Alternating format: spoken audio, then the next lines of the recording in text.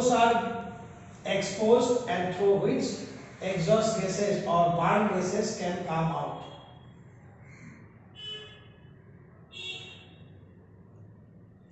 And whatever exhaust gases that is still left inside this cylinder and piston has been driven out by forcing fresh air through this through the pores inside this cylinder, and this whatever leftover flue gas is again taken out through this pores.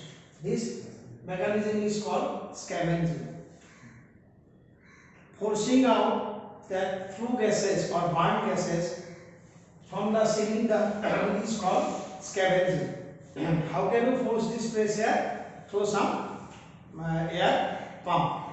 Through air pump, we pump fresh air inside this cylinder and inside this cylinder. So this airs can this air will now cleans the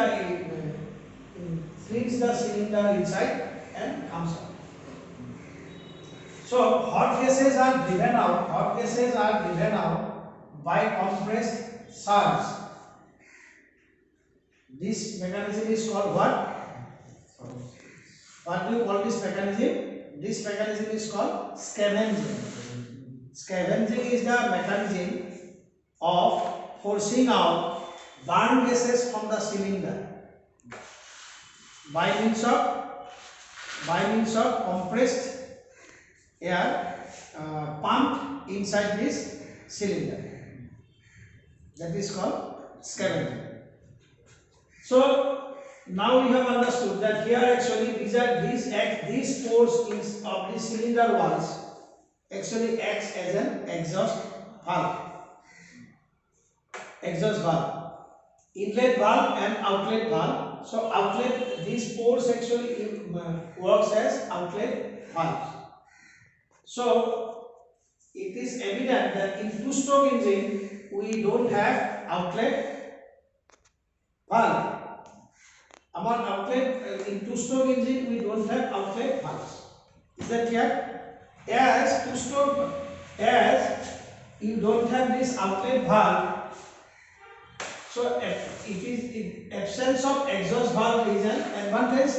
As because we have lesser number of parts, means it is advantageous for maintenance, for manufacture, everywhere. It is advantageous as we don't have any exhaust valve. Moreover, this valve mechanism is absent in two-stroke engine. Valve mechanism is absent in two-stroke engine. What is valve mechanism? A valve inlet or exhaust valve are operated by cam, follower, connecting rod, then rocker arms and all these things. Inlet valve, outlet valve. Now, as we don't have this type of valves in these two-stroke engines, so it is simpler. As because the two-stroke engine is simpler, as rocker arms, valves, cams, camshafts, etc. are absent. So if you compare, two-stroke engine is much more simpler, so it is easy to maintain, so it has lower maintenance cost. It is less costly also.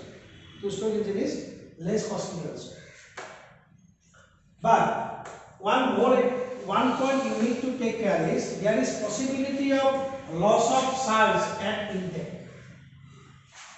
Here, possibility of loss of surge at intake. In four-stroke engine, at intake point, there is possibility of loss of surge at the intake. Uniform turning effect results in lighter flywheel.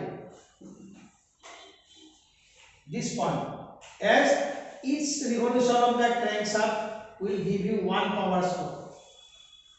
In four-stroke engine, 2 revolutions of the crankshaft will give you 1 power stroke. So flywheel is obviously lighter in two-stroke engine. Flywheel is lighter in two-stroke engine because each revolution it gives 1 power stroke. So you need to store this for only little bit of time.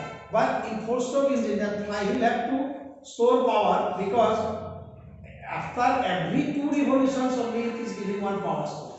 So it's a lighter flywheel, so engine is lighter.